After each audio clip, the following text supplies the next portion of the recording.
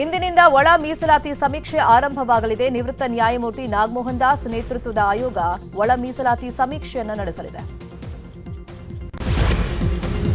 DCM DKShi ಇವತ್ತು ಮಂಡ್ಯ ಜಿಲ್ಲಾ ಪ್ರವಾಸವನ್ನು ಕೈಗೊಂಡಿದ್ದಾರೆ. ಇವತ್ತು ಬೆಳಗ್ಗೆ 11:50ಕ್ಕೆ ಬುರುಕ ಅಣೆಕಟ್ಟು ಹಾಗೂ ಸತ್ತೇಗಾಲ ಸೇತುವೆ ಬಳಿ ಟನಲ್ ಲೈನಿಂಗ್ ಪರಿವೀಕ್ಷಣೆಯನ್ನು ಮಾಡಲಿದ್ದಾರೆ. ಪಹಲ್ಗಾಮ್ನಲ್ಲಿ ನಡೆದಂತಹ ಗುಂಡಿನ ದಾಳಿ ಬಗ್ಗೆ ಎನ್ಐಎ ತನಿಖೆಯನ್ನ ಮಾಡ್ತಾ ಇದೆ. ಘಟನೆ ನಡೆದ ದಿನದಂದು ಅಂಗಡಿ ಮುಚ್ಚಿದ್ದ ವ್ಯಾಪಾರಿಯನ್ನ ಎನ್ಐಎ ವಿಚಾರಣೆಯನ್ನು ನಡೆಸಿದೆ. ಘಟನೆ ದಿನ ಅಂಗಡಿ ಮುಚ್ಚಿದ ಯಾಕೆ ಅಂತ ಪ್ರಶ್ನೆಯನ್ನ ಮಾಡಿದೆ. ಪಾಕಿಸ್ತಾನ ವಿರುದ್ಧ ಭಾರತ ಜಲ ಯುದ್ಧವನ್ನ ಆರಂಭ ಮಾಡಿದೆ. ಸಿಂಧೂ ನದಿ ಬಳಿಕ ಈಗ ಚೆನಾಬ್ ನದಿಯ ನೀರನ್ನು ಪಾಕ್ಗೆ ಹೋಗದಂತೆ ನಿಲ್ಲಿಸಲಾಗಿದೆ. ನೀಟ್ ಪರೀಕ್ಷೆಯಲ್ಲೂ ಕಲಬುರಗಿಯಲ್ಲಿ ವಿದ್ಯಾರ್ಥಿಯೋರ್ವನ ಜನಿವಾರವನ್ನ ಬಿಚ್ಚಿಸಲಾಗಿದೆ. ಇದಕ್ಕೆ ಬ್ರಾಹ್ಮಣ ಸಮುದಾಯ ಆಕ್ರೋಶವನ್ನು ವ್ಯಕ್ತಪಡಿಸಿದೆ. ಬಳಿಕ ಶಾಲೆ ಮುಂದೆಯೇ ವಿದ್ಯಾರ್ಥಿ ಶ್ರೀಪಾದ್ಗೆ ಜನಿವಾರವನ್ನು ಹಾಕಿಸಲಾಗಿದೆ. ಸೋನು ನಿಗಮ್ ವಿರುದ್ಧ ಫಿಲ್ಮ್ ಚೇಂಬರ್ ಸಿಡಿದೆದ್ದಿದೆ. ಈ ಸಂಬಂಧ ಇವತ್ತು ಫಿಲ್ಮ್ ಚೇಂಬರ್ನಲ್ಲಿ ಮಹತ್ವದ ಸಭೆ ನಡೆಯಲಿದೆ. ಸಭೆಯಲ್ಲಿ ಇವತ್ತು ಸೋನು ನಿಗಮ್ ವಿರುದ್ಧ ಕ್ರಮ ಕೈಗೊಳ್ಳುವಂತ ಸಾಧ್ಯತೆ ಇದೆ. ಕನ್ನಡಿಗರನ್ನ ಕೆಣಕಿದ ಗಾಯಕ ಸೋನು ನಿಗಮ್ಗೆ ಸಂಕಷ್ಟ ಎದುರಾಗಿದೆ. ಈಗಾಗಲೇ ತನಿಖೆ ಚುರುಕುಗೊಳಿಸಿರುವಂತಹ ಸಿಸಿಬಿ ಪೊಲೀಸರು ವಿಡಿಯೋಗಳ ಪರಿಶೀಲನೆಯನ್ನ ಮಾಡ್ತಾ ಇದ್ದಾರೆ. ಗೋವಾಗೆ ಹೆದರಿ ಪ್ರಧಾನಿ ಮೋದಿ ಮಹದಾಯಿಗೆ ಅನುಮತಿಯನ್ನು ಕೊಡಿಸಲಿಲ್ಲ ಅಂತ ಸಿಎಂ ಸಿದ್ದರಾಮಯ್ಯ ವಾಗ್ದಾಳಿಯನ್ನ ಮಾಡಿದ್ದಾರೆ. ಇದೇ ವೇಳೆ ಜೋಶಿ ಮಧ್ಯಪ್ರವೇಶವನ್ನು ಮಾಡಿ ಒಪ್ಪಿಗೆ ಕೊಡಿಸಲಿ ಅಂತೇಳಿ ಸವಾಲನ್ನು ಹಾಕಿದ್ದಾರೆ. ಹಾವೇರಿಯಲ್ಲಿ ಸಿಎಂ ಸಿದ್ದರಾಮಯ್ಯ ಅಭಿವೃದ್ಧಿ ಜಪವನ್ನ ಮಾಡಿದ್ದಾರೆ. ಹಾನಗಲ್ನಲ್ಲಿ 650 ಕೋಟಿ ರೂಪಾಯಿ ಅಭಿವೃದ್ಧಿ ಕಾಮಗಾರಿಗಳಿಗೆ ಚಾಲನೆಯನ್ನ ಕೊಟ್ಟಿದ್ದಾರೆ. ಇದೇ ವೇಳೆ ಬೊಮ್ಮಾಯಿ ವಿರುದ್ಧ ವಾಗ್ದಾಳಿಯನ್ನ ಮಾಡಿದರು.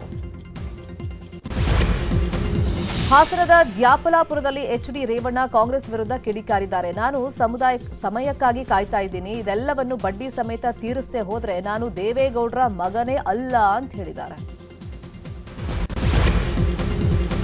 ಮಾರತ್ಹಳ್ಳಿಯಲ್ಲಿ ಯುವತಿ ಜೊತೆಗೆ ಅಸಭ್ಯ ವರ್ತನೆ ತೋರಿದ ಆರೋಪಿಯನ್ನು ಅರೆಸ್ಟ್ ಮಾಡಲಾಗಿದೆ. ಶ್ರೀಕಾಂತ್ ಬಂಧಿತ ಆರೋಪಿ.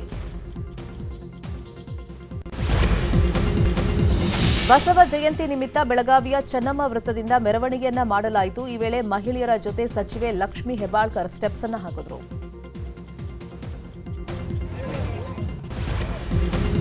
ಕೊಪ್ಪಳ ಕೇಸರ್ ಮಾವಿಗೆ ಈಗ ಅಂತಾರಾಷ್ಟ್ರೀಯ ಮನ್ನಣೆ ಸಿಕ್ಕಿದೆ. ಕೊಪ್ಪಳದಿಂದ ವಿದೇಶಕ್ಕೆ ಸುಮಾರು 10,000 ಮೆಟ್ರಿಕ್ ಟನ್ ಕೇಸರ ಮಾವು ರಫ್ತು ಮಾಡಲಾಗ್ತಾ ಇದೆ.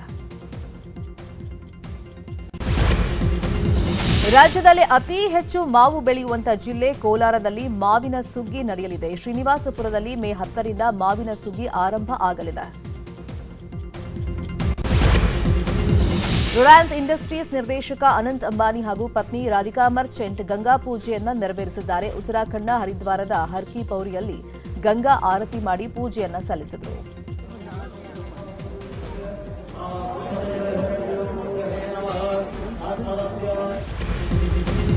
ಪಂಜಾಬ್ ಕಿಂಗ್ಸ್ ತಂಡ ಲಕ್ನೋ ಸೂಪರ್ ಜೈಂಟ್ಸ್ ತಂಡವನ್ನ ಸೋಲಿಸಿದೆ. ಟಾಸ್ ಸೋತು ಫಸ್ಟ್ ಬ್ಯಾಟಿಂಗ್ ಮಾಡಿದ ಪಂಜಾಬ್ 236 ರನ್ ಗಳಿಸಿತು. ಈ ಗುರಿ ಬೆನ್ನತ್ತಿದ ಲಕ್ನೋ 199 ರನ್ ಗಳಿಸಿ ಸೋತಿದೆ.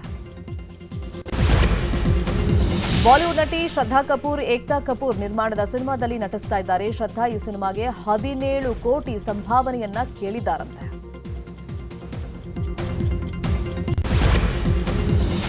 ಕನ್ನಡತಿ ಕರೆನ್ ಕ್ಷಿತಿ ಸೆಪ್ಟೆಂಬರ್ 21 ಎಂಬ ಬಾಲಿವುಡ್ ಸಿನಿಮಾವನ್ನ ನಿರ್ದೇಶನ ಮಾಡ್ತಾ ಇದ್ದಾರೆ. ಚಿತ್ರದಲ್ಲಿ ನಟಿ ಪ್ರಿಯಾಂಕಾ ಉಪೇಂದ್ರ ಕೇರ್ ಟೇಕರ್ ಪಾತ್ರದಲ್ಲಿ ಕಾಣಿಸಿಕೊಳ್ಳಲಿದ್ದಾರೆ.